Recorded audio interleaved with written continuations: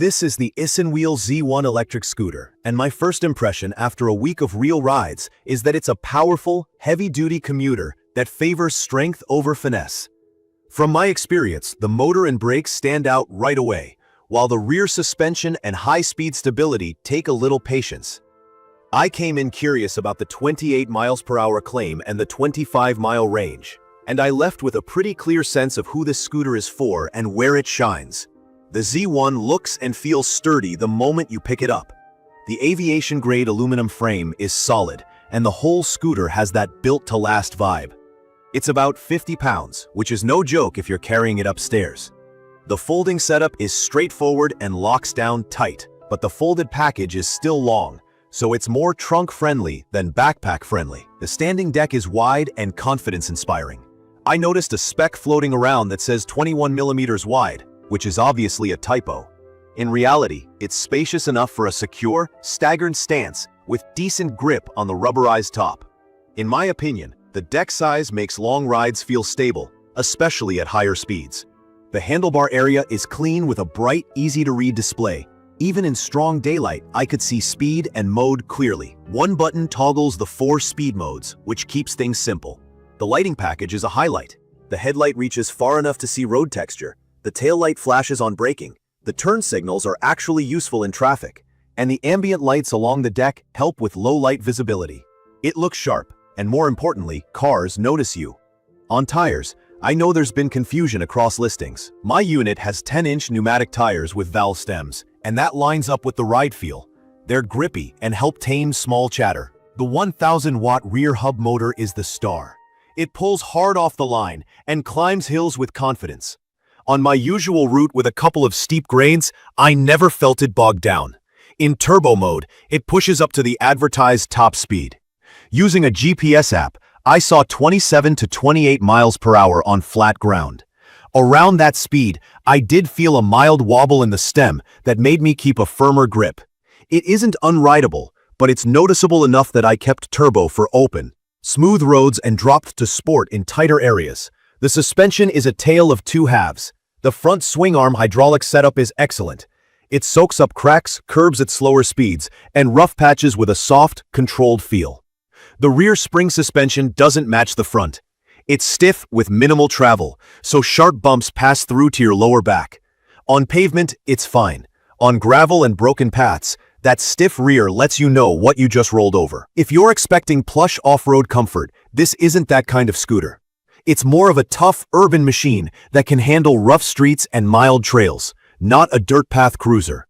Braking is strong and confidence-building.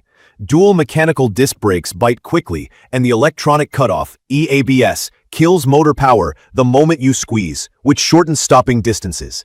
On wet mornings, the brakes still felt predictable. I always recommend easing into the levers the first time out to learn the feel. But once I dialed it in, stopping hard from 20 miles per hour felt controlled and straight. Range has been solid. The 48V 15 amp hour, 720 watts, battery with a smart BMS gave me between 19 and 24 miles per charge depending on speed mode and hills.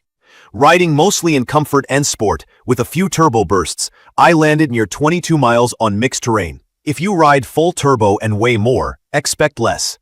Charging took me roughly 7 hours, from low to full, so I treated it like an overnight routine. UL2272 certification is good to see on a pack this size. The 4 riding modes feel well-tuned. Eco caps things for easy cruising and maximum efficiency. Comfort is perfect for city streets and bike lanes. Sport is where I spent most of my time commuting. Turbo is the thrill mode, best used when you've got room and smooth pavement. I paired the app to check settings, switch units, and confirm things like kick to start, and it worked without drama. Key features that matter to me are the motor's hill power, the real dual disc brakes, the bright lighting with actual turn signals, and the wide deck. The weight capacity, up to 330 pounds, is impressive. I didn't test the upper limit, but the stem, clamps, and frame all feel overbuilt in a good way.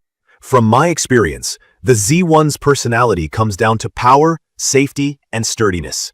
The motor torque makes daily rides faster and more fun, and it turns tough hills into non-events. In my opinion, The dual disc brakes plus EABS are a big win for real-world safety, especially when your top speed is flirting with 28 miles per hour. The 360-degree lighting is not just a cool look, it's practical. Drivers saw me sooner, and the turn signals actually helped at night. The deck comfort deserves love too. Long rides didn't punish my feet, and the extra space let me shift my stance when the road got rough. There are a few cautions. At higher speeds, I did notice a bit of wobble. It never kicked out on me, but I respected it and adjusted my body position and grip. The rear suspension is too stiff. If you expect off-road plushness, temper your expectations. The scooter is heavy, so if your routine includes stairs or a bus, this probably isn't the move. And I've seen conflicting tire notes on different listings. My unit is pneumatic, but if tire type matters to you, confirm with the seller before buying. It's perfect for riders who want real hill climbing power and a high weight rating for stability, who mostly ride pavement and want extra safety at night. If you're a beginner, the speed and weight might feel like a lot. If you want true trail comfort, the rear shock won't make you happy. If your commute is hilly and you want a robust, bright, stop-on-a-dime scooter, this fits. I'd recommend this for heavier riders who need the 330 pounds capacity, anyone in a city with steep climbs, and commuters who value strong brakes, visible lighting, and a wide deck. I'd also recommend it for folks who don't need to carry the scooter often and are okay with overnight charging. If high-speed stability is your top priority, consider keeping it in sport and checking your stem and clamp tightness regularly. In conclusion, the Isinwheel Z1 leans into power and durability. The 1000W motor, real-world 25-ish mile range, and excellent braking make it a confident daily ride. The front suspension is great. The rear needs work. The wobble at top speed is there, so ride smart. The lighting and deck comfort are standout quality-of-life features. Key features like the UL2272 certified 720 watt-hour battery, pneumatic 10-inch tires on my unit, and the 4-mode control make the scooter feel complete for urban use. From my experience, it's a heavy-duty commuter with strong performance that's best on pavement, and it rewards riders who value torque and safety over featherweight portability or cushy rear travel. I will share detailed information about the Isinwheel Z1 electric scooter in the comments section. Everyone, thank you for watching.